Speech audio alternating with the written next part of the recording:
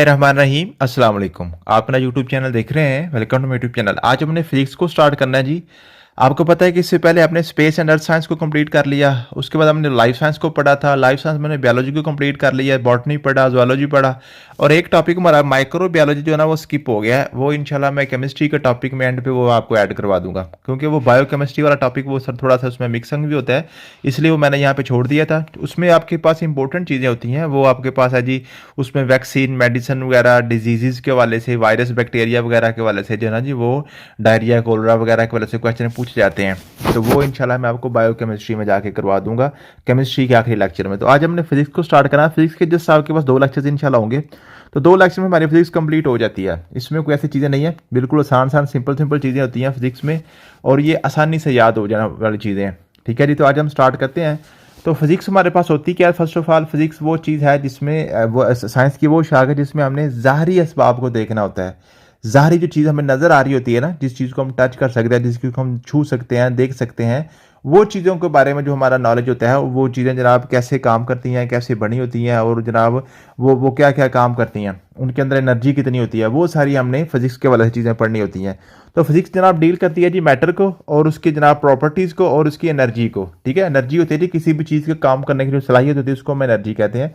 तो मैटर हमारे पास क्या होता है जी, ये सबसे पहले हमने पढ़ना है मैटर क्या है। और फिजिक्स की हमने कुछ ब्रांचेस पढ़ेंगे, उसमें सबसे पहले मैकेनिक्स है, उसके बाद हमने अकॉस्टिक्स एंड ऑप्टिक्स हमने पढ़ना है। ठीक है, फिर थर्मोडायनामिक्स पढ़ेंगे, इलेक्ट्रिसिटी एंड मैग्नेटिज्म, और उसके बाद मॉडर्न एंड न्यूक्लियर फिजिक्स। और ये जो आपके पास नजर आ रहे हैं, इनमें से बहुत से टॉपिक ऐसे हैं जो हम ऑलरेडी कर भी चुके हैं।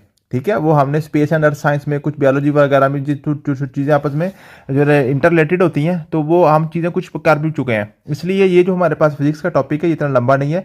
2 टॉपिक में इंशाल्लाह हम इसको दो लेक्चर्स में किसको कवर कर लेंगे। ठीक है, सबसे पहले हम बात करते हैं मैकेनिक्स के वाले से। मैकेनिक्स क्या रही? मैकेनिक्स जैसे आपके पास मशीन होता है ना, मशीनरी कौन सी होती है? मैकेनिक्स कोई भी चीज़ होती है ना, जो मैकेनिक होता है वो मैकेनिक मशीनरी के वाले से होता है। मशीनरी कोई चीज़ की चलने वाली चीज़ को, हरकत वाली चीज़ को। ठीक है, तो हरकत के वाले जो चीज़ें हमें वो हमने मैकेनिक्स में पढ़नी होती हैं। सबसे पहले हमने बात करना जी मैकेनिक्स से broad branch of physics that deal with the behaviour of physical bodies when the subjected to force are displacement and subsequent effects of these bodies on the environment. It is complete study of motion. तो ये आप याद कर लें कि आपके पास ये study of motion है।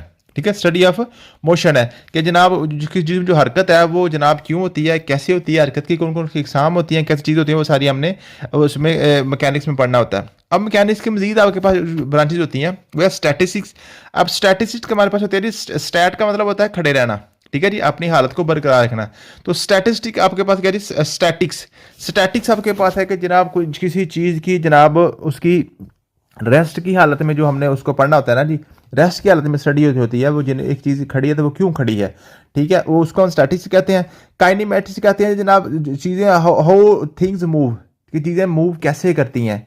और डायनामिक्स हम कहते हैं कि क्यों चीज़ें मूव करती हैं, मीन के उसके जो कोई चीज़ मूव कर रही है उसकी वजह क्या है, उसको कौन सी चीज़ मूव करवा रही है। एक होती है कि हरकत कर रही है ना, कि चीज़ हरकत कर रही है, चल रहा है कुछ एक बंदा, तो वो बंदा कैसा चल रहा है। ठीक है जी, कैसा चल रहा है, उसकी चाल कैसी है, तो वो आपके पास होगा जी काइनेमैटिक्स। और वो क्यों चल रहा है, उसके पीछे जनाब उसके मुहर्रिक क्या है, उसकी किस वजह से चल रहा है, उसको कौन चला रहा है, उसको हम कहते हैं डायनामिक्स। उसको हम क्या कहते हैं जी? डायनामिक्स। तो ये आपके पास होती है। उसके बाद आपके पास बात आती है मैटर की। मैटर आपके पास हर वो चीज़ जो हमें नजर आती है ना जी, हर वो चीज़ उसको हम छू सकते हैं, हर वो चीज़ जिसका कोई ना कोई वजन होता है, कोई ना कोई मास होता है, कोई ना कोई जगह किसी जगह पर पड़ी हो तो वो कुछ जगह घेरती है।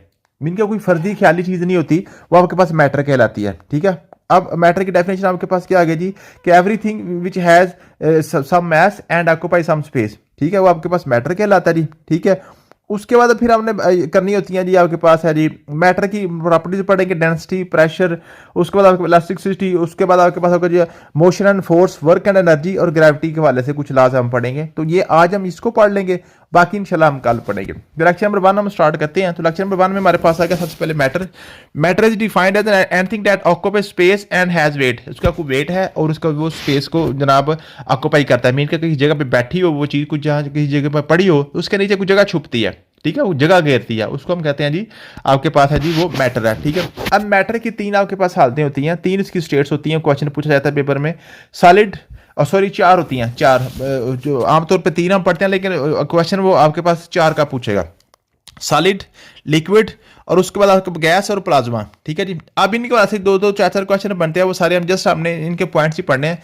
सॉलिड वो चीज़ होती है जो सबसे सख्त होती है। ठीक है, इसको हम दबा नहीं सकते, इसको हम दबा नहीं सकते। और सॉलिड के अंदर जो इसके पार्टिकल होते हैं वो फ्रीली मूव नहीं कर रहे होते। ठीक है, तो ये आपके पास चीज़ होती है सॉलिड के वाले से कि सॉलिड जनाब सबसे सख्त चीज़ होती है, इसको दबाया नहीं जा सकता। और सॉलिड जो है ना अपनी अपनी शक्ल चेंज नहीं करता। ठीक है, इसको शक्ल हम अपनी चेंज नहीं करते सॉलिड। अगर इनकी शक्ल चेंज करवानी है तो उनको मेल्ट वगैरह करना पड़ेगा, उनको आपको पिघलाना वगैरह पड़ेगा। तो ये आपके पास हो गया जी।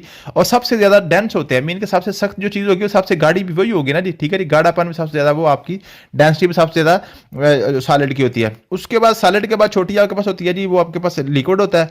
लिक्विड की जनाब क्या होती है, सॉलिड से कम गाढ़ा होता है, डेंसिटी कम होती है, इसको दबाया नहीं जा सकता लिक्विड को। ठीक है, अलबत्ता लिक्विड का जो आपके पास वॉल्यूम है वो सेम रहता है, लेकिन इसकी शेप जो है वो चेंज हो जाती है। जिस भी बर्तन में डालते हैं लिक्विड जो आपके पास, उसको हम वो उसी की शेप में ही हो जाता है। अब आपके पास पानी है, तो पानी को आप क्या करेंगे, पानी को आप लंबे बर्तन में रखेंगे तो वो लंबा हो जाएगा इस तरीके का, उसको बर्फ जमाते थे लंबी से जम जाएगी। अगर उसको आप हॉरिजॉन्टल ऐसे चौड़े से बर्तन में रखें तो चौड़ी शक्ल वो बना लेता है। ठीक है जी, ये आपके पास हो गया। और उसके बाद ये आपके पास है जी एक और चीज़ भी है कि जो चीज़ होती है ना जी, जैसे जैसे चीज़ को गर्म करते हैं ना उसकी डेंसिटी कम होती जाती है। ये भी क्वेश्चन पूछता है, मैटर को जब गर्म करते हैं तो उसकी डेंसिटी कम होती जाती है। जैसे आपके पास लोहा है ना, लोहे को गर्म करो तो आस्ते आस्ते क्या करेगा, मेल्ट होके वो पानी की तरह बनना शुरू हो जाएगा। ठीक है, लेकिन जो पानी है ना, पानी की थोड़ी एक्सेप्शन होती है कि जनाब आपके पास क्या है जी, जो आपके पास लिक्विड होते हैं ना, लिक्विड्स की आमतौर पर सबसे ज़्यादा डेंसिटी 0 डिग्री सेंटीग्रेड पे होती है। लेकिन जो पानी है, पानी की सबसे ज़्यादा डेंसिटी आपके पास है वो आपके पास है जी 4 डिग्री सेंटीग्रेड पे, 4 डिग्री सेंटीग्रेड पे। ठीक है जी, तो ये आपके पास हो गया पानी की। इससे पहले जनाब क्या करता है जी, ये जब जमता है तो इसकी डेंसिटी कम हो जाती है, इसलिए बर्फ जो है ना वो पानी के ऊपर तैरती है। ये आपके पास गैस जो है ना, गैस की जनाब सबसे ज़्यादा जनाब जो होती है जी, जो इसकी सबसे कम डेंसिटी होती है, इसको दबाया भी जा सकता है और इसकी शक्ल भी कोई नहीं होती, इसका वॉल्यूम भी कोई नहीं होता। बस यही आपके पास चीज़ होगी। प्लाज्मा आपके पास होते हैं, वो कहते हैं फोर्थ स्टेट ऑफ मैटर। तो आपके पास प्लाज्मा होता है कि प्लाज्मा जो है मादा की चौथी हालत को हम प्लाज्मा कहते हैं। ठीक है, ये आयोनिक आपके पास स्टेट होती है, मीन के ये आयंस पर मुश्तमिल होती है। ठीक है जी, ये आपके पास होती है। ये आपके पास क्या होता है, ये भी गैस की शक्ल में ही होती है। ठीक है जी, और ये आयोनिक है, मीन के आयन से मिलकर बना होता है, प्लाज्मा आपके पास होता है। ठीक है जी, तो no fix shape, no fix volume, और जनाब ये होता है जी, ये इसको भी दबाया वगैरह जा सकता है। ठीक हो गया, ये आपके पास हो गया जी, ये प्लाज्मा है। ये इसके अंदर क्या होता है जी, इसमें जो प्लाज्मा है, प्लाज्मा के अंदर जनाब आयंस होते हैं, और इसमें जनाब क्या होती है जी, लाइटनिंग वगैरह होती है, जैसे जैसे सन है, सूरज है, ये भी प्लाज्मा से बना हुआ है। ठीक है, इसके अंदर आपके पास पॉजिटिव और नेगेटिव आयंस होंगे, इसमें न्यूक्लियर फ्यूजन और फ्यूजन रिएक्शन हो रहे होंगे। ठीक है, तो ये टोटल आपके पास कुल मिला के क्वेश्चन जो बनते हैं वो मैटर के वाले से कि सबसे ज़्यादा डेंसिटी किसकी होती है जी, सॉलिड की होती है, किसकी जनाब वॉल्यूम किसका फिक्स रहता है। तो आपके पास सॉलिड का भी वॉल्यूम फिक्स रहता है, और आपके पास जो है ना जी जो है जो लिक्विड है उसका भी वॉल्यूम फिक्स रहता है। गैस का वॉल्यूम फिक्स नहीं रहता है और प्लाज्मा का वॉल्यूम फिक्स नहीं रहता। टोटल हालतें कितनी है, 4 हैं। 4 स्टेट कौन सी है, प्लाज्मा है। बस ये 3-4 क्वेश्चन आपके बनेंगे। उसके बाद आपके पास है जी फेजिस चेंज ऑफ मैटर, ये भी क्वेश्चन पूछा जाता है, बहुत इंपॉर्टेंट है यहाँ पे। ठीक है जी, phases change of matter mean कि आपके पास जो मैटर है ना, मैटर की जो हालतें हैं वो उनको एक हाल से दूसरे हालत में चेंज किया जा सकता है। सबसे आपके पास है जी एवेपोरेशन। एवेपोरेशन होता है वेपर्स में बढ़ना, बुखारात में बढ़ना। बुखारात क्या होता है जी, मीन्स के आपके पास कि जनाब आपके पास क्या है जी, evaporation process by which a substance change its state from liquid into vapors or gas। क्या मतलब है कि आप लिक्विड को जब किसी गैस में चेंज किया जाता है उसको वेपोरेशन कहते हैं। जैसे पानी का बुखारात बनना, उसको हम वेपोरेशन कहते हैं। फिर हमारे पास होता है कंडेंसेशन। कंडेंसेशन आपके पास क्या जी, आपने क्या करना जी, is exact opposite transformation where water vapours or gas in the air cool down loses thermal energy and change back to the liquid water. Mean के पहले आपने क्या किया, लिक्विड को गैस में तब्दील किया, अब गैस को वापस हमने लिक्विड में कन्वर्ट करना है, कंडेंस करना। जैसे कंडेंसर होता है ना, कंडेंसर होता है किसी चीज़ को आपके पास है ठंडा करने वाला।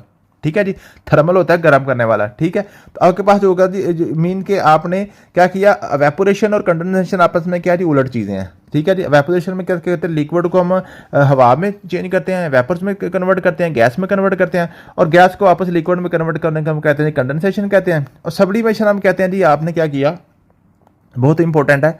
सब्लिमेशन ये है कि आपने सबसे पहले आपने देखा कि कोई भी चीज़ जब सॉलिड होती है ना, सॉलिड को गर्म करें तो वो पहले लिक्विड बनती है, लिक्विड से बाद फिर वो गैस बनती है। ठीक है, लेकिन कुछ चीज़ें ऐसी होती हैं जिन सॉलिड को गर्म करो वो डायरेक्ट गैस में चेंज हो जाती हैं, वो लिक्विड में चेंज ही नहीं होती। ठीक है, जैसे लोहा है ना, लोहे को गर्म करें, पहले पिघलेगा, पानी बनाएगा, उसके बाद बुखारात में उड़ेगा। लेकिन जो आपके पास जो है ना कोयला है, कोयला फॉर एग्जाम्पल, कोयले को जब आप जलाओगे तो कोयले से आपको पानी नहीं निकलेगा, कोई कोयला जो है ना वो लिक्विड फॉर्म में नहीं जाएगा, बल्कि वो डायरेक्ट ही क्या करेगा, धुआं बन के उड़ जाएगा। ठीक है, इसको हम कहते हैं सब्लिमेशन। सब्लिमेशन तो वेपोरेशन, कंडेंसेशन और सब्लिमेशन के बारे में क्वेश्चन पूछे जाते हैं। ठीक है, ये आपने क्लियर कर लेना है।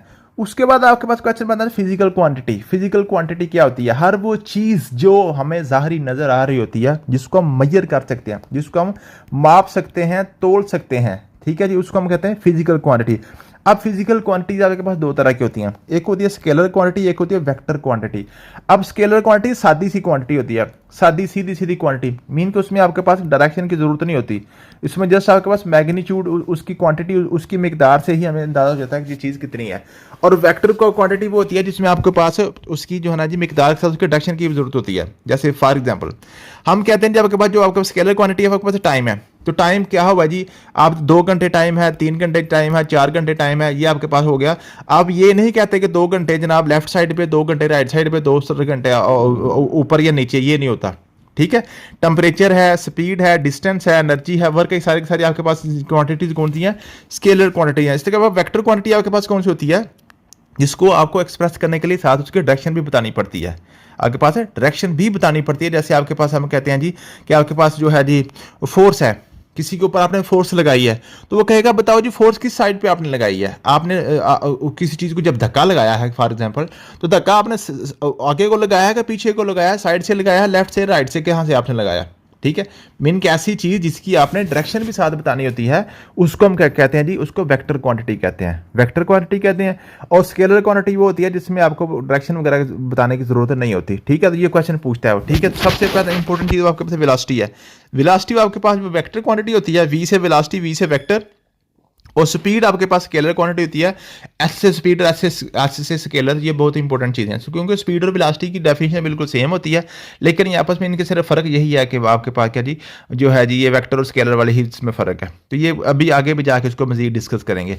उसके बाद फिर आपके पास आता है जी बेसिक यूनिट्स। यूनिट्स आपके पास क्या होते हैं? जब कोई भी चीज़ हमने बताया है कि फिजिकल क्वांटिटी वो होती है जिसको हम माप सकते हैं। आप किसी भी जब चीज़ को आप मापना चाह रहे होते हैं ना, जिस चीज़ को तोलना चाह रहे होते हैं, जिस चीज़ की आपने क्वांटिटी बतानी होती है, उसको आपको यूनिट भी चाहिए होता है। फॉर एग्जांपल हम कहते हैं जी, हम जब बनाना लेने जाते हैं तो हम उसको कहते हैं जी 1 दर्जन बनाना दे दो, उसकी आपने क्वांटिटी क्या रखी हुई, यूनिट क्या रखा हुआ, दर्जन, डोजन रखी हुई। हम उसको ये तो नहीं कहते कि 10 मीटर बनाना दे दो, 10 फुट बनाना दे दो, ऐसे तो नहीं कहते। ठीक है, या 10 किलो बनाना दे दो, ऐसे नहीं होता। या चीनी लेने जाते हैं तो चीनी को हम ये तो नहीं कहते कि 15 मीटर चीनी दे दो। ठीक है, यहाँ या 2 लीटर चीनी दे दो, उसको हम किलोग्राम कहते हैं, 2 किलोग्राम चीनी दे दो। ठीक है, मीन के हर चीज़ की जब कोई भी चीज़ जिसको मापा जा सकता है, उसकी एक इकाई भी होती है, उसका एक यूनिट भी होता है, जिसमें हम चीज़ की खरीदो फरोख्त लेन देन करते हैं। ठीक है, तो इसी तरीके से ये आपके पास टोटल 7 बेसिक यूनिट्स होते हैं, 7 फंडामेंटल बेसिक यूनिट्स हैं। अब इन्हीं बेसिक यूनिट से आगे बनकर मजीद चीज़ों के यूनिट्स बनते हैं। तो ये 7 आपने लाजमी याद करने होते हैं। क्वेश्चन यहाँ से पूछता है, सबसे पहले किसी चीज़ की जब लेंथ को मापना होता है ना, तो लेंथ की आपके पास होता है जी, वो होता है डिस्टेंस बिटवीन 2 पॉइंट्स। इसका जो आपके पास यूनिट ऑफ मीटर है, उसको एम से ज़ाहिर करते हैं। जब किसी चीज़ का मास करते हैं, मास मीन उसकी कमियत, जब किसी चीज़ को जनाब क्या किया जाता है, उसको मापा जाता है किसी भी चीज़ को। ठीक है, तो उसको हम कहते हैं जी, उसका यूनिट है जी केजी, किलोग्राम। ठीक है, टाइम का आपके पास सेकंड है, इलेक्ट्रिक करंट जो आपके पास उसका एम्पेयर है, टेम्परेचर का आपके पास केल्विन है, अमाउंट ऑफ सब्सटेंस का आपके पास मोल है, और आपके पास जो लाइट है ना जी, लाइट, रोशनी की मिकदार का कंडेला है। तो ये यहाँ से क्वेश्चन वो काफ़ी दफ़ा पूछता है जी, बेसिक यूनिट्स में से बहुत क्वेश्चन वो पूछता है। ठीक है, अब आपके पास आ जाता है जी मास और वेट में फ़र्क आ जाता है। अब मास और वेट में क्या फ़र्क है? मास आपके पास किसी चीज़ की कमियत को कहते हैं, किसी चीज़ की कमियत को कहते हैं, किसी चीज़ की मलकियत को समझ के कहते हैं। फॉर एग्जांपल आपके पास मास है, आपने चीनी जब किसी चीज़ को हम किसी जो है ना जी पैमाने के साथ मापते हैं ना जी, उसको हम मास कहते हैं। फॉर एग्जाम्पल पुराने ज़माने में या अभी भी देहातों में क्या कहते हैं, वह जनाब एक छोटा सा बर्तन होता है जिसके साथ आप अनाज को क्या करते हैं, मापते हैं। मीन कि उसको तोला नहीं जाता, क्या कहता है जी, जैसे पता नहीं आपके जो ना मुख्तलिफ इलाकों में मुख्तलिफ नाम होते हैं। जैसे आपके पास टोपा होता है, टोपा उसको कहते हैं। ठीक है जी, टोपा मीन के एक बर्तन सा होता है। ठीक है, उसके अंदर वो कहते हैं जी 1 किलो जो है ना जी, 1 किलो या 1 सवा किलो जनाब गंदम हो जाती है। ठीक है। तो अब उसके साथ ही वो माप के करते जाते हैं जी, उसको रखते जाते हैं, ठीक है। अब वो जो आपके पास एक एक बर्तन के बराबर आपके पास जो है चीज है, उस एक बर्तन के बराबर चीज को आप जहां पे मर्जी ले जाएं, वो उतनी ही रहेगी, वो उतनी ही रहेगी। मीन के आप उसको पहाड़ों पे ले जाओ फिर भी उतनी रहेगी, आप जमीन पे ले आओ, उसको हवाई जहाज में ले जाओ, जहां पे मर्जी ले जाओ, वो उतनी रहेगी। लेकिन जो वेट होता है ना, वेट जो होता है, वेट होता है किसी चीज के ऊपर जो डाउनवर्ड जमीन की तरफ से कशिश है ना, उसके ऊपर जो ग्रेविटेशनल फोर्स लग रही है, उसको हम वेट कहते हैं। आपने देखा होगा जब भी किसी चीज को हम वेट करते हैं ना, जब भी किसी चीज का वेट करते हैं, जिसका वजन करते हैं, उसको हम हवा में आजादाना उठाते हैं, आजादाना उठाते हैं। जब आजादाना उठाते हैं, नीचे से उसको स्पेस रखते हैं, नीचे जगह खाली रखते हैं। और वो खाली जगह इसलिए होती है कि उस चीज के ऊपर जमीन की कितनी फोर्स लग रही है, उस फोर्स को हम क्या करते हैं जी, हम मापते हैं। तो वेट आपके पास क्या है जी, वो एक फोर्स है जो डाउनवर्ड आपके पास किसी चीज को खींचती है। आपने कभी देखा किसी चीज को वेट कर रहे हैं तो वो जनाब ऊपर की तरफ वेट कर रहे हो, वेट हमेशा नीचे की तरफ होता है, चीज नीचे की तरफ लटकी होती है, ठीक है। तो वेट आपके पास वेक्टर क्वांटिटी है और मास आपके पास है स्केलर क्वांटिटी है, ठीक है। मास की कोई आपके पास डायरेक्शन नहीं होती और वेट की आपके पास एक डायरेक्शन होती है। इसीलिए आप देखें, फॉर एग्जाम्पल आप यहाँ पे अपने घर में वेट करते हैं अपना, आपका वेट आता है जी 80 kg आता है फॉर एग्जाम्पल। आप यही वेट अपना पहाड़ों पे जाके करें ना, यही आपका 72 kg रह जाएगा, ये 70 kg रह जाएगा। क्यों भाई, पहाड़ पे जाके क्या होगा, जमीन की जो कशिश है ना, जमीन के सेंटर से हम दूर हो जाते हैं, जमीन की कशिश आप पर कम हो जाती है, आपका वेट कम हो जाता है। इसी तरीके से आप अपना वेट करके हवाई जहाज में बैठ जाए, जब हवाई जहाज ऊपर जनाब 10,000 किलोमीटर की बुलंदी पे चला जाएगा ना, वहां पे जाके जो ना वो रख लें, अब आप साथ वो स्केयर रख के ले जाएं, तो आपका वेट वहां पे कम आ जाएगा। क्यों भाई, अब आपके ऊपर फोर्स कम लग रही है, ठीक है। इसी तरीके से जो मास होता है, मास उसकी कमियत होती है, वो जनाब क्या करें, एक बर्तन के अंदर वो रखकर कोई अनाज आप ले जाएं, उसको हवाई जहाज के अंदर ले जाएं, वो बर्तन उधर भी भरा ही रहेगा। ऐसा नहीं होगा कि वो बर्तन जहाँ वहां पे जाके आधा हो जाए या पहाड़ों पर जाके आधा हो जाए, ठीक है। तो किसी चीज जो कमियत होती है, जो उसकी मलकियत होती है, उसको हम मास कहते हैं। जिस चीज को हम मापते हैं वो मास होती है, और जिस चीज को तोलते हैं वो आपका वजन होता है। वजन आपका वेक्टर क्वांटिटी है, वेट वाओ से वजन, वाओ से वेक्टर, और मास आपके पास स्केलर क्वांटिटी। ये भी क्वेश्चन पूछा जाता है, ठीक हो गया जी। उसके बाद हम बात करते हैं जी, ये आपके पास है प्रेशर।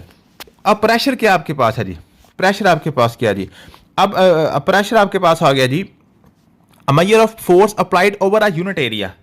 एक आपके पास एरिया है, उसके ऊपर फोर्स कितनी लग रही है, ठीक है जी, दाएं से लग रही है, बाएं से लग रही है, जितनी भी लग रही है, उसको हम कहते हैं प्रेशर।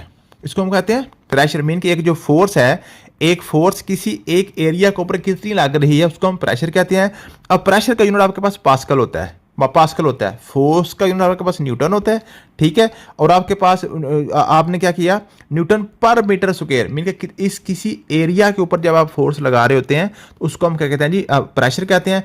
अब हर चीज़ का जो यूनिट होता है ना, वो आपने इस तरीके से खुद निकालना होता है। ये आपने यूनिट अपने साथ याद कर लिए, बेसिक यूनिट, और आगे आपके पास जितनी भी क्वांटिटीज आएंगी उसके यूनिट्स आप खुद भी बना सकते हैं।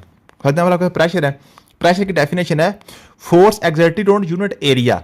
अब फोर्स बटा एरिया, एरिया हमारे पास क्या होता है, लंबाई जरब चौड़ाई। तो लंबाई का यूनिट आपके पास क्या है जी, आपके पास लंबाई का यूनिट क्या है जी, मीटर है, और चौड़ाई का यूनिट भी आपके पास मीटर है। किसी भी चीज़ की लंबाई या चौड़ाई का यूनिट आपके पास हम ऊपर मीटर पढ़ के आए हैं ना जी, लेंथ जो भी है उसको हम मीटर में उसका यूनिट होता है। तो लंबाई भी एक लेंथ है, चौड़ाई भी एक लेंथ है, ठीक है। लेंथ जरा लेंथ आपके पास क्या है, मीटर जरा मीटर, मीटर स्क्वायर आ गया।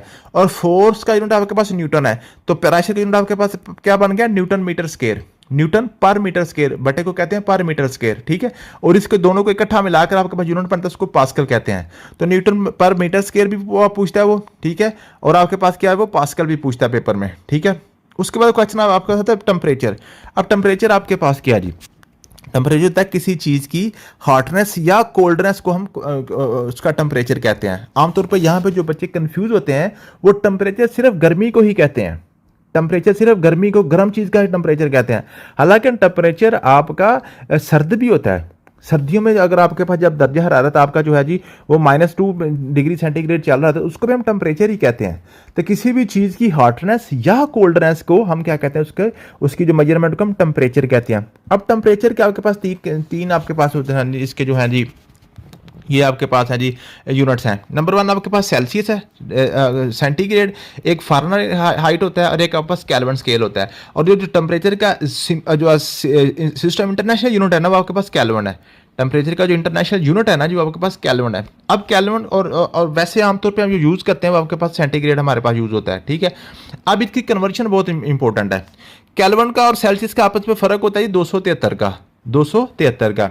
और सेल्सियस और फ़ारेनहाइट का आपस में फ़र्क होता है जी 5/9 माइनस 32 का, 5/9 माइनस 32 का। अब ये आपने दोनों फार्मूले याद करने हैं। अब इन्हीं फार्मूले से आपके आगे भी सारे के सारे फार्मूले बनते हैं। फॉर एग्जाम्पल आपको कहता है सी और केल्विन का आपस में फ़र्क कितना है जी 273 का। मीन के केल्विन में से 273 माइनस करो तो आपके पास है सी सेंटीग्रेड आ जाता है। मीन के आपके पास जितना भी केल्विन दिया हुआ है, फॉर एग्जाम्पल वो कहता है आपके पास है 400 केल्विन।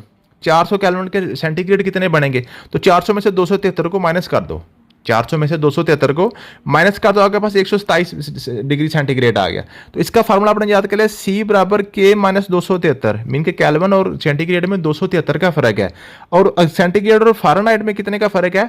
सी अब 5/9 माइनस 32 ज़रा आपके पास यहाँ पे आप फ़ारेनहाइट लगा दो, ठीक है। तो आपके पास आ जाता है जो आपके पास जो सबसे छोटा यूनिट आपके पास क्या बन गया, सेंटीग्रेड ही बन गया।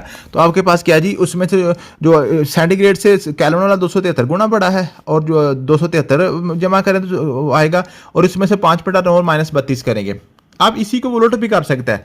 मीन का सी बराबर आपके पास के माइनस 273 है ना, आप के को उधर ले जाओ, ठीक है जी, या के को इधर है ना तो 273 उधर ले जाओ। सी प्लस 273 बराबर केल्विन, ऐसे भी पूछ लेता है कि सी बराबर, और नीचे ऑप्शन दे देगा आपके पास के प्लस 273, के माइनस 273 और 273, ये नॉन ऑफ दीज इस तरह से पूछ लेगा। तो आपने सी वाला इस तरह दोनों याद कर लेने हैं। सी के दूसरी तरफ दोनों तरफ माइनस ही आता है। अगर सी आपके पास ब्रैकेट बराबर के एक तरफ होगा तो उधर दोनों आपके पास माइनस ही आएंगे। अगर आप सी के अलावा यहाँ पे केल्विन या फ़ारेनहाइट लिखेंगे तो उधर आपके पास प्लस आएगा। ये प्लस और माइनस के ही आपस में वो क्या करता है आपसे, वो परेशान करते हैं आपको, ठीक है। और ये 5/9 हो तो उधर जाके 9/5 हो जाएगा। अगर आपने फ़ारेनहाइट को लैदा करना है तो फ़ारेनहाइट बराबर आपके पास 32 जाके जमा हो जाएगा, सी प्लस 32 बन जाएगा, और 5/9 आपके पास क्या 9/5 बन जाएगा जाके, ठीक है। इस तरीके से आपने इसका आंसर निकालने होते हैं। अब टेम्परेचर जो ये भी आपका स्केलर क्वांटिटी है। हम ये नहीं कहते कि टेम्परेचर जो है ना वो किसी का टेम्परेचर लेफ्ट साइड पे है, राइट साइड पे है, नॉर्थ को है, साउथ को है, मशरक मगरब, हम नहीं पता। टेम्परेचर ये आपके पास स्केलर क्वांटिटी है। इसका जो आपके पास केल्विन होता है जी, कॉमन आपके पास सेल्सियस डिग्री और फ़ारेनहाइट और केल्विन 3 आपके पास यूनिट्स होते हैं जी, ठीक है। टेम्परेचर को थर्मोमीटर से हम जनाब क्या करते हैं जी, इसमें इसको मापते हैं टेम्परेचर को। और थर्मामीटर के अंदर आपके पास मरकरी, अल्कोहल और डिजिटल थर्मामीटर यूज होते हैं। तो मरकरी के वास्ते काफ़ी क्वेश्चन पूछता है कि जनाब जो आपके पास थर्मामीटर होता है उसके अंदर कौन सी आपके पास यूज होती है, मरकरी यूज होती है, ठीक है जी। एब्सोल्यूट जीरो को हम कहते हैं 0 डिग्री आपके पास केल्विन या माइनस 273 डिग्री सेंटीग्रेड, ठीक है। अब 0 केल्विन करने के लिए हमने उसमें माइनस 273 करेंगे तो आपके पास 0 केल्विन हो जाएगा, ठीक है। और आपके पास ये हो गया। Kelvin scale is called absolute scale of temperature. ये भी क्वेश्चन पूछा जाता है जी। Heat flows from high temperature to low temperature, जो गर्म चीज़ है वो ठंडी की तरफ जाती है, ठीक है जी। उसके बाद जो रूम टेम्परेचर 25 डिग्री सेंटीग्रेड होता है। नॉर्मल इंसानी जिस्म का टेम्परेचर 37 डिग्री सेंटीग्रेड होता है। ये भी क्वेश्चन दोनों पूछे जाते हैं पेपर में, ठीक है जी। ये इंपॉर्टेंट है। अगर 37 डिग्री को आपको केल्विन में पूछ ले तो 273 में जमा करो, आपके पास केल्विन आ जाएगा, ठीक है। इस तरीके से आप इसका आंसर निकाल लेंगे। तो ये आपके पास टेम्परेचर के वाले क्वेश्चन आ जाएंगे। ये क्वेश्चन सारे के सारे आपने ऑलरेडी भी आपको आते हैं, जैसे रिवीजन हमारी छोटी सी, ठीक है। ये आपके पास आसान चीज़ें हैं। वॉल्यूम आपके पास क्या है, लंबाई ज़रब चौड़ाई ज़रब ऊंचाई, लेंथ ज़रब विड्थ ज़रब हाइट, ये आपके पास वॉल्यूम होता है। तो वॉल्यूम का फिर ये लेंथ का आपके पास यूनिट आ गया मीटर, विड्थ का भी मीटर और हाइट का भी मीटर। तो मीटर क्यूब आपके पास वॉल्यूम का क्या बन जाता है जी, जो होता है जी वो इसका यूनिट बन जाता है। वॉल्यूम का मतलब है कि जो कोई चीज़ कितनी जगह ऑक्यूपाई करती है, ठीक होगा जी। डेंसिटी क्या होती है, डेंसिटी होती है जी किसी चीज़ का गाढ़ापन। गाढ़ापन मीन के किसी चीज़ का आपके पास जो है जो मास है उसके वॉल्यूम के मुताबिक इसका मास कितना है, मास बटा वॉल्यूम, ये आपके पास होता है जी। ये आपके पास डेंसिटी होती है किसी चीज़ के जो गाढ़ापन होता है ना उसको हम कहते हैं जी, उसको उसकी डेंसिटी कहते हैं, ठीक है जी, डेंसिटी, ठीक है जी। अब डेंसिटी सबसे ज़्यादा किसकी होगी, सॉलिड की होगी। उससे कम किसकी होगी, लिक्विड की होगी। उससे कम किसकी होगी, गैस और प्लाज्मा की, ठीक है। और जनाब आपके पास क्या जी पूछता है, वो जो हवा है उसकी डेंसिटी कितनी है, 1.225 किलोग्राम पर मीटर क्यूब। और जो आपके पास डेंसिटी है जी आइस की हमारे पास है 917 किलोग्राम पर मीटर क्यूब, ठीक है। हमें पता है ना, तो डेंसिटी है मास बटा वॉल्यूम है ना, तो मास का आपके पास क्या है जी किलोग्राम, हमने अभी ऊपर पड़ा है। और वॉल्यूम का आपके पास क्या मीटर क्यूब आ गया, ठीक है। तो आपके पास क्या है किलोग्राम पर मीटर क्यूब, यह डेंसिटी का फार्मूला होता है। इसका यूनिट भी आपने याद कर लेना है, ठीक है जी। डिस्टेंस के वाले से पूछता है, डिस्टेंस होता है जी आपके पास दो जो आपके पास होता है जी total movement of an object with regard to direction. अब यहाँ पे आपके पास डिस्टेंस और डिस्प्लेसमेंट का क्वेश्चन पूछता है। वो डिस्टेंस होता है कि आपने एक जगह से दूसरी जगह में जाने में कितना सफर तय किया है, इसको हम कहते हैं डिस्टेंस। और एक होता है जी दो पॉइंट्स के दरमियान टोटल फासला है कितना, सीधी लाइन में, बिल्कुल सीधी लाइन में, ठीक है जी, वो हमारे पास होता है जी डिस्प्लेसमेंट। डिस्प्लेसमेंट में डायरेक्शन हम काउंट नहीं करते, सीधा जाते हैं, ठीक है। लेकिन जो डिस्टेंस होता है उसमें आपने इधर के गए लेफ्ट को राइट को जैसे चलते चलते आपने रास्ते के मुताबिक जाना होता है। तो आपके पास डिस्टेंस जो होता है जी वो आपके पास क्या होगा जी, ये आपके पास होगा जी वेक्टर क्वांटिटी होगी, और आपके पास डिस्प्लेसमेंट आपके पास क्या होगा जी, ये आपकी स्केलर क्वांटिटी होगी। Shortest distance between 2 points is called displacement. ये क्वेश्चन पूछता है पेपर में डिस्प्लेसमेंट के वाले से। शॉर्टेस्ट डिस्टेंस आप देखें ना, ये 2 पॉइंट्स है ना, इनके दरमियान ऐसे चलते जाएंगे तो आपके पास ये आपके पास डिस्टेंस आ गया। लेकिन शॉर्टेस्ट जो सबसे सीधी लाइन में होगा आपके पास डिस्प्लेसमेंट होगा। तो क्वेश्चन यही पूछता है कि जनाब shortest distance between two points is called displacement, ठीक है। अब स्पीड और वेलोसिटी का क्वेश्चन पूछ लेता है। स्पीड आपके पास स्केलर है, वेलोसिटी आपके पास वेक्टर है। अब स्पीड से क्या मुराद है कि आपने जनाब कितने टाइम में कितना फासला तय किया, कितने टाइम में कितना फासला तय किया, उसको कहते हैं distance over time. Distance over time हम स्पीड कहते हैं जी, ठीक है। और आपके पास जो है जी डिस्टेंस को हम डिस्टेंस क्या होती है, कि लंबाई होती है किसी चीज़ की। डिस्टेंस मीटर हो गया, टाइम आपके पास सेकंड होता है, मीटर पर सेकंड इसका यूनिट बन गया स्पीड का। और वेलोसिटी क्या है जी, आपने कितने टाइम में कितना फासला किस डायरेक्शन में तय किया है, उसको वेलोसिटी कहते हैं। वेलोसिटी वेक्टर होती है, सिर्फ यही फर्क है। इसका फार्मूला इसका भी वही होगा, मीटर पर सेकंड। मीन कि आपने किस सीमत में कितना फासला तय किया, इसको वेलोसिटी कहते हैं। उसके बाद आपके पास होता है जी एक्सेलरेशन। एक्सेलरेशन होता है कि आपने rate of change of velocity with respect to time. क्या मतलब है कि आपको जो वेलोसिटी है वक्त के साथ साथ कितनी कितनी चेंज होती रही है, ठीक है जी। आप चेंज इन वेलोसिटी हम कहते हैं एक्सेलरेशन को। तो एक्सेलरेशन आपके पास क्या होता है जी, change in velocity, velocity over time. Velocity का आपके पास होता है मीटर पर सेकंड, और टाइम फिर सेकंड आ गया तो मीटर पर सेकंड स्क्वायर इसका यूनिट बन जाता है। तो ये आपने क्वेश्चन याद करने हैं कि वेलोसिटी का फार्मूला आता है मीटर पर सेकंड, और एक्सेलरेशन का होता है मीटर पर सेकंड स्क्वायर। तो ये आपके दोनों यूनिट आपने सिर्फ याद करने हैं इसके वाले से। मीन के कितने टाइम में कितना फासला तय किया उसको हम कहते हैं जी स्पीड। किस डायरेक्शन में किया उसको वेलोसिटी कहते हैं। और उस डायरेक्शन में कब कब वेलोसिटी आपके पास चेंज हुई, मीन के स्टार्ट पे आपकी वेलोसिटी कम थी, उसके बाद फिर तेज हुई, फिर आपके पास कम होगी, तो उसको हम क्या कहते हैं जी, उसको एक्सेलरेशन कहते हैं जी, ठीक है जी। अब ग्रेविटेशनल एक्सेलरेशन इसको कहते हैं जी कि जनाब जो कोई चीज़ है जो वो फ्री फॉल चीज़ होती है, ऊपर से नीचे जब गिर रही होती है ना जी, आपके पास जो दूसरा आपके पास जो है जो एक्सेलरेशन है, एक्सेलरेशन तो आपने कोई चीज़ जहाँ से चली आगे आपका हॉरिजॉन्टली चल रही होती है, ठीक है, उसमें आपको फोर्स भी लगा रहे होते हैं, आपका पेट्रोल भी ज़ाया हो रहा होता है, या जो कोई भी चीज़ इंजन उसको चला रहा होता है, या खुद धक्का लगा रहे होते हैं। लेकिन जो ग्रेविटेशनल एक्सेलरेशन होता है, ऊपर से जो चीज़ नीचे गिर रही होती है उसके ऊपर आप कोई फोर्स नहीं लगा रहे होते, वो खुद ही फ्री फॉल अपने खुद ही गिर रही होती है। वो क्यों गिर रही होती है, वो ग्रेविटी फोर्स जो जमीन की कशिश की वजह से गिर रही होती है, उसको हम कहते हैं ग्रेविटेशनल एक्सेलरेशन। तो ग्रेविटेशनल एक्सेलरेशन की क्वेश्चन पूछता है कि इसका जनाब जो है जी इसकी वैल्यू कितनी है, 9.8 मीटर पर सेकंड स्क्वायर, ठीक है जी। मीटर पर सेकंड स्क्वायर तो आपके पास होता है ना एक्सेलरेशन का यूनिट है, और इसको कभी कभार 10 भी पूरा कह देता है, 9.8 को 10 भी सिंपली राउंड फिगर भी बोले तो, ठीक है। ये आपके पास ग्रेविटेशनल एक्सेलरेशन को क्वेश्चन पूछ लेता है वो। फिर मोमेंटम होता है जी मास ज़रब वेलोसिटी। किसी भी चीज़ की जनाब कुछ किसी की टक्कर मारने की जो सलाहियत होती है उसको हम कहते हैं मोमेंटम। मीन्स के एक चीज़ जो है ना जी, वो जनाब उसका कितना मास कितना है और उसकी वेलोसिटी कितनी है, उसके मुताबिक आगे टक्कर जो उतनी ज़ोर से लगेगी। एक बंदा जो है उसकी जनाब 100 kg वेट है और साथ वो 60 की स्पीड से आ रहा है, ठीक है। तो जनाब वो एम ज़रा बी मीन के आप उसको करें 6000 उसका मोमेंटम बन जाएगा, ठीक है। वो टक्कर बड़ी जोर से मारेगा। और एक चीज़ जो है उसका वेट सारा 10 kg है और वो जनाब 2 की रफ्तार से आ रही है, ठीक है। उसकी वेलोसिटी 2 मीटर पर सेकंड है, ठीक है। उसका मोमेंटम 10 2 पर 20, मीन कि उसकी जो टक्कर लगेगी उसका नुकसान कम होगा। इसको कहते हैं मोमेंटम, ठीक है। तो मास ज़रा वेलोसिटी हम कहते हैं जी मोमेंटम कहते हैं। उसको पी से ज़ाहिर करते हैं, ये भी क्वेश्चन पूछा जाता है, पी, ठीक है जी। आपके पास पी होता है जी मोमेंटम का पी से ज़ाहिर करते हैं, मास ज़रब velocity, p is equal to m ज़रब वी, ठीक है। तो ये आपके पास मोमेंटम का क्वेश्चन पूछ लेता है वो। फिर आपके पास आता है फोर्स हमारे पास क्या होती है जी, फोर्स होती है जी कोई एक्सटर्नल एजेंट होता है जो किसी चीज़ की हालत को चेंज कर देता है। मीन कि अगर कोई चीज़ जनाब चल रही है, ठीक है, उसको रोक देगी, मीन कि उसको आगे से रोक देती है, ठीक है। जोर लगा के रोका जाता है ना, ब्रेक लगाएंगे, या एक चीज़ एक जगह पे खड़ी है उसको चला दें तो फिर भी आप जोर लगा के उसको चलाएंगे ना, वो जो जोर लगाते हैं उसको हम फोर्स कहते हैं, ठीक है जी। Force as external agent that can change or try to change the state of rest or motion of a body. चीज़ रेस्ट पे है तो उसको चला देगी, अगर चल रही है तो उसको रोक देगी, ठीक है, या कोशिश करेगी, रुके ना रुके लेकिन वो अपनी कोशिश जरूर करेगी, उसको कहते हैं फोर्स। अब फोर्स के आपके पास दो टाइप्स होती हैं, एक होती है अनसीन या नॉन कॉन्टैक्ट फोर्स, एक होती है सीन या कॉन्टैक्ट फोर्स। अब अनसीन कौन सी है? अनसीन वो फोर्स होती हैं जो किसी जिस्म पर नजर नहीं आ रही होती लेकिन लग रही होती हैं, वो जिस्म आपस में टच भी नहीं होते, जैसे ग्रेविटेशनल फोर्स है, जमीन की फोर्स जो है ना, वो ऊपर एक जिस्म खड़ा है ना, हमें कोई चीज़ उसके साथ बंधी नजर नहीं आ रही जो उसको नीचे खींच रही है, ठीक है, अनसीन फोर्स उसको नीचे जमीन की तरफ खींच रही है, उसको ग्रेविटेशनल फोर्स होती है, ठीक है। इलेक्ट्रिक फोर्स आपके पास क्या है, जो आपके पास है, जो जो नेगेटिव और पॉजिटिव चार्ज में, पॉजिटिव और नेगेटिव चार्ज के अंदर जो फोर्स होती है, ठीक है, वो आपको नजर नहीं आ रही होती, ठीक है, लेकिन वो आपस में कशिश कर रहे होते हैं, ठीक है जी।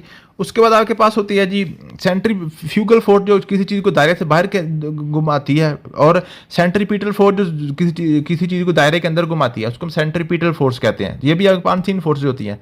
सीन फोर्स आपके पास कौन सी होती है? फ्रिक्शनल फोर्स, मीन के जो रगड़ की फोर्स होती है ना, आपका टायर जमीन के साथ जब तक रगड़ेगा नहीं तब तक वो जनाब उसको जमीन के साथ रगड़ की फोर्स उसको नहीं लगेगी, हमें नजर आ रहा होता है, ठीक है। या जो ब्रेक वाली फोर्स होती है उसको हम फ्रिक्शनल फोर्स को हम कॉन्टैक्ट फोर्स कहते हैं।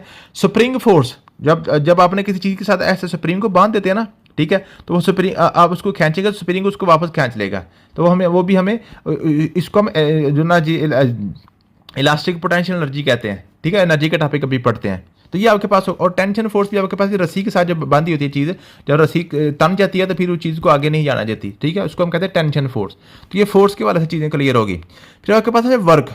वर्क होता है जी, आपके पास होता है जी force applied to move an object through distance, mean के कुछ चीज़ पर आप फोर्स लगाएं और वो कितना फासला तय करते हैं, उसको हम कहते हैं वर्क।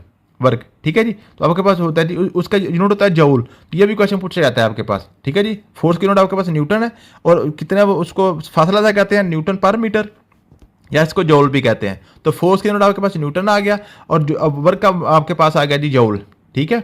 ये आपके पास क्लियर हो गया, ये यूनिट आपने लाजमी याद कर लेना, ये क्वेश्चन पूछे जाते हैं यूनिट्स के वाले से, ठीक है। अब एनर्जी, एनर्जी होती है एबिलिटी टू वर्क, इसका यूनिट होता है जौल, ठीक है। वर्क का भी जौल, इसका भी जौल, मीन के किसी चीज़ के काम करने की सलाहियत को हम एनर्जी कहते हैं, ठीक है। अब एनर्जी के आपके पास तीन टाइप्स हैं, kinetic energy, potential energy, elastic potential energy. Kinetic energy है कि जनाब किसी चीज़ की हरकत की वजह से जो उसकी एनर्जी होती है ना जी, मीन्स के कुछ चीज़ जो पीछे से आ रही है, पीछे से जनाब हरकत करती है और आ रही है, आगे कुछ चीज़ उसके आगे खड़ी हो जाती है, या कोई भी चीज़ गाड़ी खड़ी है, उसको जब टक्कर मारेगी ना तो वो गाड़ी क्या करेगी, अगर आगे वाली गाड़ी भी आगे को हरकत करना शुरू कर देगी, ठीक है। तो ये उसके अंदर ये फोर्स कहाँ से आ गई? उसकी मोशन की वजह से, उसकी मोशन की वजह से, ठीक है। तो जब किसी चीज़ की मोशन की वजह से, जैसे फॉर एग्जांपल यही है ना, ये आपके पास ये एक ट्रक है, ट्रक खड़ा है ना, वो आप उसके साथ टच भी जाके हो जाए ना तो वो आपको कुछ भी नहीं होगा, लेकिन वही ट्रक जब 100 की स्पीड से आ रहा होता है ना, 100 किलोमीटर पर आवर की स्पीड से आके फिर आपको टच होगा तो फिर आपका इलाज कर देगा, ठीक है। तो ये आपके पास क्या है जी, ये होती है उसकी स्पीड, उसकी मोशन की वजह से जो एनर्जी होती है उसको हम कहते हैं जी, आपके पास होती है उसको काइनेटिक एनर्जी कहते हैं। हथौड़ा है ना, हथौड़ा कील के ऊपर ऐसे ऊपर रख दें तो कुछ नहीं उसको होगा, लेकिन जब हथौड़े के ऊपर से जोर से मारेंगे ना ला के उसकी हरकत की वजह से, तो वो उस कील को अंदर कर देगा, उसकी एनर्जी आ जाएगी, ठीक है। ये होती है पोटेंशियल एनर्जी। पोटेंशियल होती है किसी चीज़ की पोजीशन की वजह से, पोटेंशियल पोजीशन से, मीन के ये आपके पास चीज़ पड़ी हुई है ना, इसके ऊपर आप ला के कुछ चीज़ रख दें, ठीक है, इसका नुकसान कम करेगी, लेकिन यही चीज़ हम 10 फुट ऊपर से छोड़ेंगे ना जाके, तो ये अपनी पोजीशन की वजह से जब आकर नीचे आकर लगेगी ना तो वो क्या करेगी, उसको इलास्टिक पोटेंशियल एनर्जी की वजह से उसके नुकसान करेगी। जितना ज़्यादा हाइट ऊपर लेकर जाएंगे उतनी ज़्यादा उसके अंदर पोटेंशियल एनर्जी आ जाएगी, पोजीशन की वजह से उतनी ज़्यादा उसके अंदर एनर्जी आती जाएगी। इलास्टिक पोटेंशियल एनर्जी होती है आपके पास होती है जी, वो आपको होती है जी स्ट्रेचिंग या कंप्रेशन से, जो आपके पास जो है स्प्रिंग है ना उसके साथ कुछ चीज़ को लगा दे, ठीक है, तो स्प्रिंग को अगर खींच के छोड़ेंगे तो उसको वापस ले आएगी, या स्प्रिंग को दबा के छोड़ेंगे वो उसको वापस भेज देगा किसी चीज़ को, ठीक है। ये आपके पास होती है इलास्टिक पोटेंशियल एनर्जी। वो क्वेश्चन पूछता है कि स्प्रिंग के अंदर कौन सी एनर्जी होती है? इलास्टिक पोटेंशियल एनर्जी होती है। पोजीशन की वजह से कौन सी एनर्जी होती है? पोटेंशियल एनर्जी होती है। मोशन की वजह से कौन सी होती है? आपके पास काइनेटिक एनर्जी होती है, ठीक है।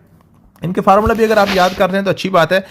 1/2 mv², वी आपके पास वेलोसिटी होता है ना, तो वेलोसिटी जिसके अंदर आ जाएगी वो आपके पास क्या आ जाएगी, वो हो जाए जी मोशन वाली, मीन के काइनेटिक एनर्जी। और आपके पास ग्रेविटी कौन सी होती है? ग्रेविटेशनल एक्सेलरेशन, जो आपके पास पोजीशन वैसे होता है, जो फ्री फॉल के अंदर होता है, ठीक है, और साथ एच भी हाइट के लिए होता है, ठीक है। तो mgh आपके पास कहते हैं काइनेटिक पोटेंशियल एनर्जी की वजह से हो गया, ठीक है। उसके बाद पावर होता है रेट ऑफ डूइंग वर्क, उसको इसका यूनिट वाट होता है जी, प्रेशर का यूनिट पास्कल होता है जी, फ्रीक्वेंसी का हर्ट्ज होता है जी, इलेक्ट्रिक चार्ज का कूलम होता है, करंट का आपके पास एम्पेयर होता है, वोल्टेज का आपके पास वोल्ट होता है, रेजिस्टेंस का ओम होता है। ये कुछ यूनिट्स है, ये मैंने लिख दिए हैं, ये भी पेपर में पूछे जाते हैं, ठीक है।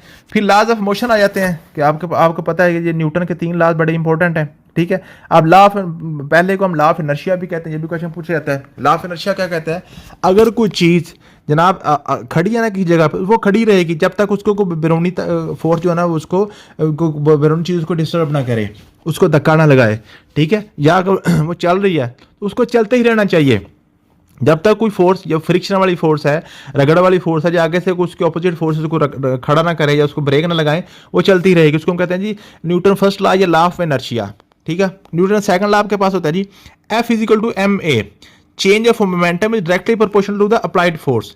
मीन के जो आपके पास है जो होता है जी, किसी भी चीज़ में जितनी आप फोर्स लगाओगे ना उतना ही उसके जनाब क्या होगा जी, उसके मोमेंटम में चेंज आएगा, ठीक है जी। तो मोमेंटम आपके पास क्या था, आपके पास क्या होता है, मोमेंटम आपके पास है m ज़रब v, p equal to m भी हम पढ़ के हैं ना। अगर मोमेंटम में चेंज पढ़ें तो चेंज क्या होगा, मास तो चेंज नहीं होगा, वेलोसिटी चेंज होगी। तो वेलोसिटी में चेंज हमारे पास क्या होता है, एक्सेलरेशन होता है।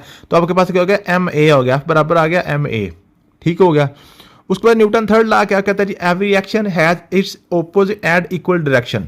रिएक्शन मीन के कोई भी आप एक्ट करते हैं ना, उतनी ही जनाब आपको रिएक्शन का सामना भी करना पड़ सकता है, ठीक है। एक थप्पड़ मारोगे एक आपको भी आगे से लगेगा, ठीक है। ये होते हैं जी Newton third law. Universal law of gravitation, ये आपके पास होता है जी, दुनिया में कोई भी दो चीज़ें होती हैं आपस में एक दूसरे को अट्रैक्ट कर रही होती हैं, ठीक है। इसको यूनिवर्सल लॉ ऑफ ग्रेविटेशन कहते हैं। और अट्रैक्ट किस करती हैं जी, उसकी फोर्स होती है बराबर आएगा G is equal to m1 into m2 over r square. तो यहाँ से क्वेश्चन ये बनते हैं कि जनाब दो जो आपके पास दो बॉडीज़ हैं उनके दरमियान जो फासला ज़्यादा होने से ग्रेविटेशनल फोर्स कम होगी कि ज़्यादा होगी, जितना फासला बढ़ता जाएगा उतना उनकी फोर्स कम होती जाएगी। अगर और उनके जो मास हैं m1 और m2 में इनके दोनों के मास जितने ज़्यादा होते जाएंगे फोर्स आपस में बढ़ती जाएगी, ठीक है। और ग्रेविटेशनल कांस्टेंट होता है जी की वैल्यू तो 6.67 10⁻⁻11 न्यूटन मीटर स्क्वायर पर किलोग्राम स्क्वायर। ये क्वेश्चन पूछा जाता है ग्रेविटेशनल कांस्टेंट की वैल्यू क्या जी, 6.67 10⁻⁻11, सिर्फ यही याद कर लें तो यहाँ तक आपका क्लियर हो जाएगा। और ये जनाब किसने किया था, 1978 ने हेनरी कैवेंडिश ने जनाब इसको दरियाफ्त किया था। ये आपके पास होता है ग्रेविटेशनल कांस्टेंट का। फिर आपके पास कुछ जी इंपॉर्टेंट साइंटिस्ट आपके गैलीलियो जनाब, ये इनर्शिया ग्रेविटी वगैरह फॉल्डिंग बॉडी ये इसने किया था। और आइजैक न्यूटन ने क्या किया था, तीनों लॉज भी दिए थे, ठीक है जी।